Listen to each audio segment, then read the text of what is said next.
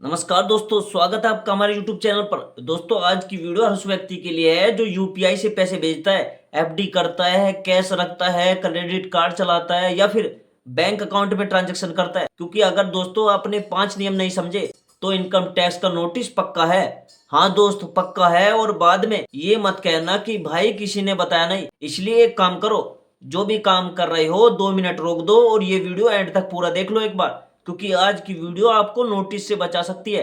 तो चलो दोस्तों, स्टार्ट करते हैं बिना किसी देरी के। तो क्यों आ रहे हैं नोटिस? दोस्तों, पहले टैक्स विभाग सिर्फ बड़ी कमाई वालों को देखता था, लेकिन अब दोस्तों जमाना बदल चुका है। अब हर छोटी छोटी ट्रांजेक्शन दोस्तों रिकॉर्ड होती है। यूपीआई हो, बैंक ट्रांसफर हो, कैश डिपॉजिट हो, एफडी हो, क्रेडिट कार्ड हो, सबका डेटा इनकम टैक्स डिपार्टमेंट को चला जाता है। और अगर आपकी इनकम कुछ और है और खर्चा डिपॉजिट आप कुछ और दिखा रहे हो तो भाई साहब सीधा आपको नोटिस मिलेगा। इसलिए अब हमें सावधान रहने की जरूरत है। पहला नियम है दोस्तों, यूपीआई से मिलने वाले पैसे। आजकल दोस्तों हर आदमी यूपीआई यूज करता है।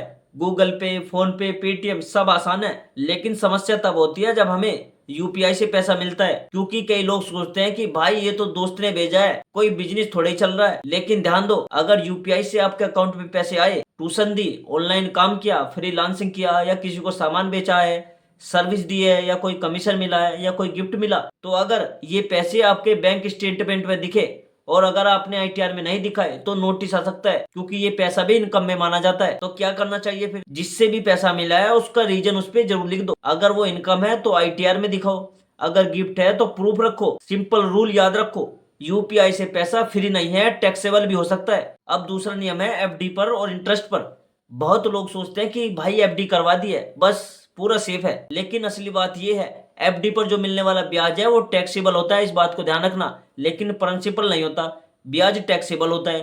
तो समस्या कब होती है? एफडी इंटरेस्ट आईटीआर में नहीं दिखाया तो प्रॉब्लम्स कब होती है? देखो दोस्तों, एफडी इंटरेस्ट आईटीआर में नहीं दिखाया, अमाउंट बढ़ाया, कैश डिपॉजिट करके एफडी किया तो गड़बड़ हो जाएगी दोस्त, और नोटिस आने का चांस बढ़ जाएगा।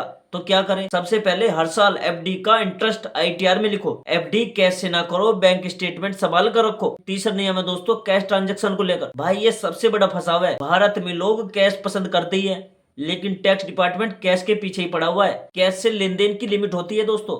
अगर आप लार्ज कैश डिपॉजिट या विड्रॉ करते हो या कोई बड़ा सामान कैश में खरीदते हो और आपके पास कोई भी प्रूफ नहीं है तो सीधी दिक्कत होगी। तो रिस्क कहाँ है दोस्तों? देखो, अगर आप 10,000 से ऊपर बिजनेस कैश पेमेंट कर रहे हो, लार्ज कैश डिपॉजिट कर रहे हो, बार बार कैश का यूज कर रहे हो, तो दोस्तों टैक्स डिपार्टमेंट समझ जाता है कि कुछ तो गड़बड़ है। तो हम फिर क्या करें? देखो, पॉसिबल हो तो डिजिटल पेमेंट करना शुरू करो। कैश लेन देन का प्रूफ रखो अगर आप कैश में पेमेंट कर रहे हो। कैश को कम से कम यूज करो। चौथा नियम है दोस्तों क्रेडिट कार्ड को लेकर। देखो दोस्तों, क्रेडिट कार्ड अच्छा है, कैशबैक मिलता है, रिवॉर्ड सब मिलता है, लेकिन मिसयूज करोगे तो फंसोगे। तो कब होती है प्रॉब्लम? देखो, आपकी सैलरी है 3 लाख पर ईयर, ठीक है, लेकिन क्रेडिट कार्ड खर्चा आपका 5 लाख रुपए पर साल से ऊपर जा रहा है, तो तुरंत फर्क दिख जाता है और डिपार्टमेंट पूछ सकता है कि पैसा आया कहां से।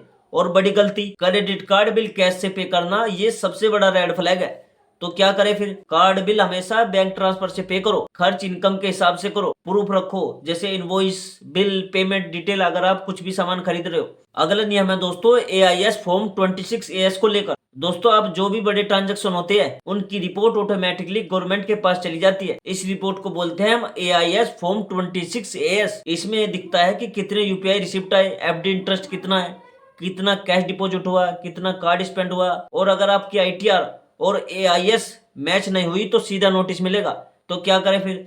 साल में 2 बार एआईएस चेक करो, आईटीआर समय पर करो और सही भरो, कुछ भी छिपाने की गलती मत करना। तो दोस्तों, अब मैं आपको कुछ बोनस टिप्स बताता हूँ जो आपके घर पर नोटिस आने से बचाएंगे आपको। देखो, कैश घर में ज्यादा मत रखो। बहुत लोग इमरजेंसी के नाम पर घर में 3-4 लाख रुपए कैश रख लेते हैं, लेकिन अगर अचानक बैंक में डिपॉजिट करना पड़े तो डिपार्टमेंट पूछ सकता है कि पैसा आया कहाँ से। इसलिए घर में उतना ही कैश रखो जितनी जरूरत हो, बाकी बैंक में अलग जमा कर दो, प्रूफ के साथ रखो। दूसरा बोनस टिप्स है दोस्तों, बड़े खर्च हमेशा प्रूफ के साथ करो। कोई गोल्ड, व्हीकल, फर्नीचर, इलेक्ट्रॉनिक या बड़ा सामान खरीद रहे हो तो हमेशा बिल ले लो, इनवॉइस ले लो, पेमेंट का स्क्रीनशॉट ले लो। अगर दोस्तों आपके पास प्रूफ नहीं होगा तो प्रॉब्लम आपको पक्की मिलेगी, अगर आपके पास प्रूफ है तो आपको कोई दिक्कत नहीं होगी। तीसरा बोनस टिप्स है दोस्तों, लोन या गिफ्ट हमेशा राइटिंग में लो। अगर दोस्त या रिश्तेदार पैसे दे रहे हैं तो voice note, messages, WhatsApp chat या छोटा सा एग्रीमेंट रख लो। बाद में अगर पूछा गया कि ये पैसा आया कहां से तो आप आसानी से दिखा सकते हो कि पैसा इसने भेजा मेरे पास। अब अगला बोनस टिप्स दोस्तों, 2 बैंक अकाउंट रखो। एक अकाउंट अपने पर्सनल खर्च के लिए रखो और दूसरा अकाउंट इनकम और बिजनेस के लिए रखो। मिक्सिंग मत करो क्योंकि इससे एआईएस फॉर्म में मिसमैच नहीं आएगा और नोटिस से आप बचे रहोगे। हर महीने अपना बैंक स्टेटमेंट चेक करो। बहुत लोग साल भर अकाउंट नहीं खोलते, सीधे आईटीआर भरते समय टेंशन लेते हैं फिर।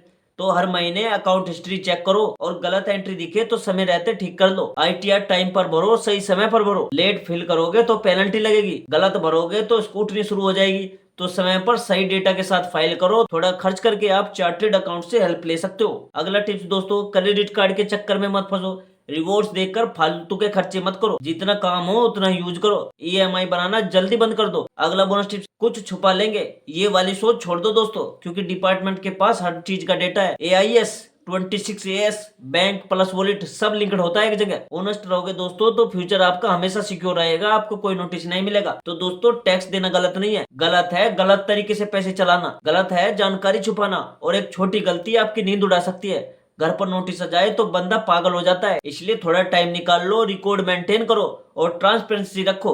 अगर दोस्तों ये वीडियो आपको हेल्पफुल लगा हो तो लाइक करो, शेयर करो और कमेंट करके जरूर बताओ आपको सबसे ज्यादा डर यूपीआई, कैश या क्रेडिट कार्ड किस में लगता है। और हाँ दोस्तों, चैनल को सब्सक्राइब करना मत भूलना, क्योंकि मैं ऐसे इंपॉर्टेंट टॉपिक्स पर हर हफ्ते हर रोज वीडियो लाता रहता हूँ। तो दोस्तों, मिलते हैं अगली वीडियो में एक नई जानकारी, एक नई टॉपिक के साथ। तब तक के लिए जय हिंद, जय भारत।